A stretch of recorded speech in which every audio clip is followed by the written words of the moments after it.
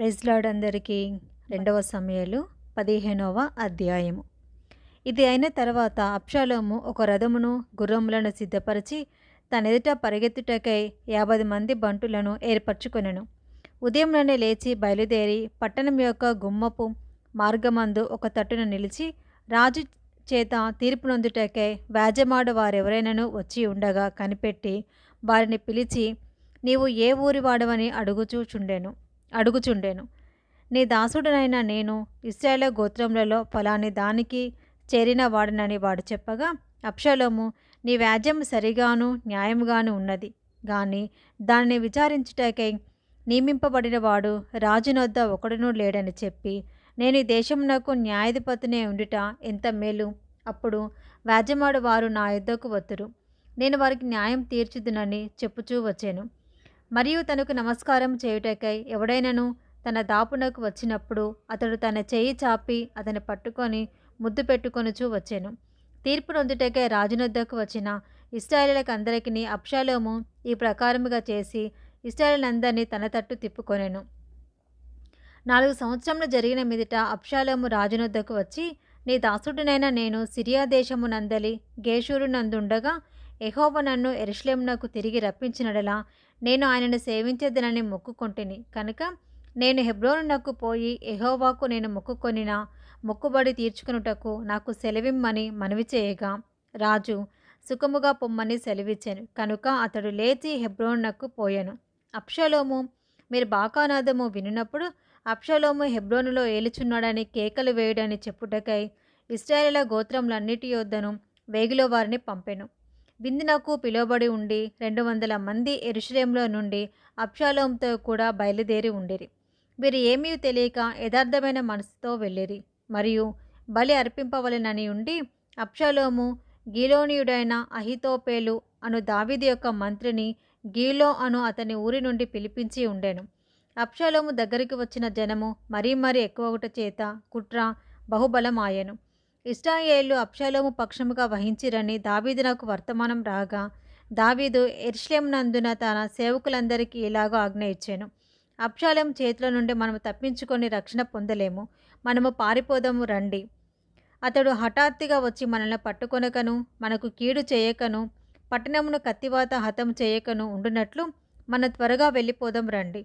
అందుకు రాజు సేవకులు ఇలాగ మనవి చేసిరి, చిత్తగించుము, నీ దాసులమైన మేము మా ఏలినవాడవును రాజువునగు నీవు సెలవిచ్చినట్లు చేయుటకు సిద్ధంగా ఉన్నాము. అప్పుడు రాజు నగరిని కనిపెట్టుటకై ఉపపత్నులకు 10 మందిని ఉంచిన మీదట తన ఇంటి వారినందరినీ వెంటబెట్టుకొని కాలినడకను బయలుదేరెను. రాజును అతని ఇంటివారును బయలుదేరి బెత్మహరకు వచ్చి బస చేసిరి. అతని సేవకులందరూ అతని ఇరుపార్శ్వములో నడిచిరి. కెరేతీయులందరూ పెలేతీయులందరూ గాతు నుండి వచ్చిన 600 మంది గిత్తీయులను రాజునకు ముందుగా నడుచుచునుండిరి. రాజు గిత్తీయుడగు ఇత్తయిని కనుగొని, నీవు నీ నివాస స్థలము కోరు పరదేశివై ఉన్నావు. నీవెందుకు మాతో కూడా వచ్చుచున్నావు? నీవు తిరిగిపోయి రాజున్న స్థలమున ఉండుము. నిన్ననే వచ్చిన నీకు ఎక్కడికి పోవుదుమో తెలియక ఉన్న మాతో కూడా ఈ తిరుగులాట ఎందుకు? నీవు తిరిగి నీ సహోదరులను తోడుకొని పొమ్ము.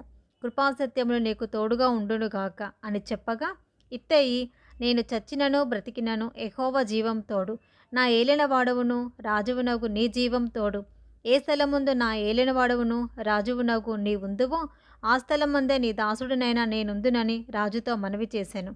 అందుకు దావీదు, అలాగైతే నీవు రావచ్చునని ఇత్తయితో సెలవిచ్చాను. కనుక గిత్తీయుడగు ఇత్తయియును అతని వారందరూ అతని కుటుంబీకులందరూ సాగిపోయిరి. వారు సాగిపోచుండగా జనులందరూ బహుగా ఏడ్చుచుండిరి. ఈ ప్రకారము వారందరూ రాజుతో కూడా కిద్రోను వాగు దాటి అరణ్య మార్గమున ప్రయాణమైపోయిరి. సాదోకును లేవీలందరూ దేవుని నిబంధన మందసమును మోయిచు అతని యొద్ద ఉండిరి. వారు దేవుని మందసమును దింపగా అబ్యాతారు వచ్చి పట్టణంలో నుండి జనులందరూ దాటిపో వరకు నిలిచెను. అప్పుడు రాజు సాదోకుని పిలిచి, దేవుని మందసమును పట్టణంలోనికి తిరిగి తీసుకొని పొమ్ము. యెహోవా దృష్టికి నేను అనుగ్రహము పొందినడలా ఆయన నన్ను తిరిగి రప్పించి దానిని తన నివాస స్థలమునకు నన్ను చూపించును. నీ యందు నాకు ఇష్టం లేదని ఆయన సెలవిచ్చినడలా ఆయన చిత్తము.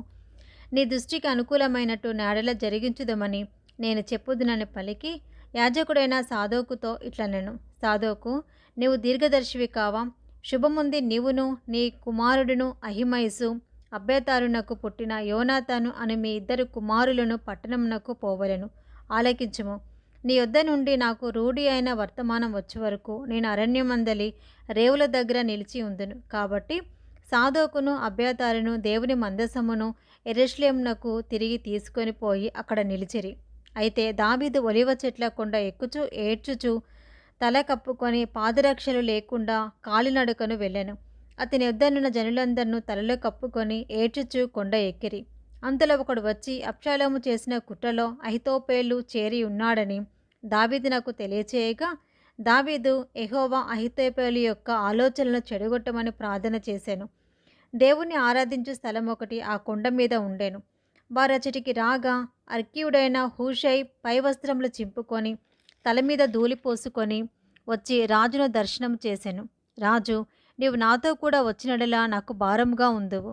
నీవు పట్టణంనకు తిరిగిపోయి, రాజా, ఇంతవరకు నీ తండ్రికి నేను సేవ చేసినట్లు ఇకను నీకు సేవ చేస్తుందని అబ్షాలోముతో చెప్పినడలా నీవు నా పక్షపు వాడవై ఉండి అహితోపెలు యొక్క ఆలోచనలను చెడగొట్టగలవు. అక్కడ యాజకులైన సాదోకును అబ్యాతారును నీకు సహాయకులుగా ఉందురు. కాబట్టి రాజనగరి యందు ఏదైనా జరుగుట నీకు వినబడినడలా యాజకుడైన సాదోకుతోనూ అబ్యాతారుతోనూ దాన్ని చెప్పవలెను. సాదోకు కుమారుడైన అహిమయసు అబ్యాతారు కుమారుడైన యోనాతాను అను వారిద్దరు కుమారులు అచ్చటనున్నారు. నీకు వినబడినదంతయు వారి చేత నా యుద్ధకు వర్తమానం చేయమని చెప్పి అతనిని పంపివేశెను. దావీదు స్నేహితుడైన హూషై పట్టణమునకు వచ్చుచుండగా అబ్షాలోమును యెరూషలేము చేరెను. 2 సమూయేలు గ్రంథం 16వ అధ్యాయము. దావీదు కొండ శిఖరం అవల కొంచెం దూరం వెళ్ళిన తర్వాత మెఫీబోషెతు సేవకుడైన సీబా గంతలె కట్టిన 2 గాడిదలను తీసుకొని వచ్చెను. 200 రొట్టెలను, 100 ద్రాక్షగిలెలను, 100 అంజూరపు అడలను, ద్రాక్షారసపు తిత్తి ఒకటియు వాటి మీద వేసి ఉండెను. రాజు, ఇవెందుకు తెచ్చితివని సీబాను అడగగా, సీబా, గాడిదలు రాజు ఇంటివారు ఎక్కుటకును, రొట్టెలను అంజూరపు అడలను పనివారు తినుటకును, ద్రాక్షారసం అరణ్యమందు అలసట నొందిన వారు త్రాగుటకును తెచ్చి తిననగా, రాజు, నీ యజమానుని కుమారుడు ఎక్కడ ఉన్నాడని అడిగాను. అందుకు సీబా, చిత్తగించుము, ఈవేళ ఇశ్రాయేలు తన తండ్రి రాజ్యమును తనకు తిరిగి ఇప్పింతురనుకొని అతడు యెరూషలేములో నిలిచి ఉన్నాడనెను. అందుకు రాజు, మెఫీబోషెతునకు కలిగినదంతయు నీదే అని సీబాతో చెప్పగా, సీబా, నా ఏలినవాడ రాజా, నీ దృష్టి యందు నేను అనుగ్రహము పొందుదునుగాక. నేను నీకు నమస్కారం చేయుచున్నానెను. రాజైన దావీదు బహూరీము దాపునకు వచ్చినప్పుడు సౌలు కుటుంబీయుడగు గేరా కుమారుడైన షిమ్మి అనునొకడు అచ్చట నుండి బయలుదేరి వచ్చి అతడు వెంట వెంట నడుచుచు దావీదును శపించుచు జనులందరూ బలాఢ్యులందరూ దావీదు ఇరుపార్శ్వముల నుండగా రాజైన దావీదు మీదను అతని సేవకులందరి మీదను రాళ్ళు రువ్వుచు, ఈ షిమ్మి నరహంతకుడా, దుర్మార్గుడా, చీపో చీపో, నీ వేల వలనని నీవు వెళ్ళగొట్టిన సౌలు ఇంటివారి హత్యను యెహోవా నీ మీదికి రప్పించి యెహోవా నీ కుమారుడైన అబ్షాలోము చేతికి రాజ్యమును అప్పగించి ఉన్నాడు. నీవు నరహంతకుడవు కనుకనే నీ మోసంలో నీవు చిక్కుబడి ఉన్నావని చెప్పి రాజును శపింపగా, సెరూయా కుమారుడైన అబీషై, ఈ చచ్చిన కుక్క నా ఏలినవాడవును రాజువునగు నేను శపింపనేలా, నీ చిత్తమైతే నేను వానిని చెరబోయి వాని తల ఛేదించి వచ్చేదినెను. అందుకు రాజు, సెరూయా కుమారులారా, మీకును నాకును ఏమి పొందు? వానిని శపింపనీయుడి.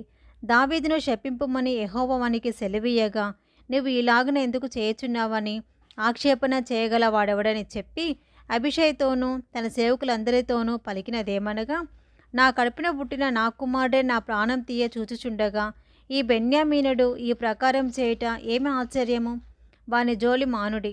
యెహోవా వానికి సెలవిచ్చి ఉన్నాడు కనుక వానిని శపింపనీయుడి. యెహోవా నా శ్రమను లక్ష్యపెట్టునేమో, వాడు పలికిన శాపమునకు బదులుగా యెహోవా నాకు మేలు చేయునేమో.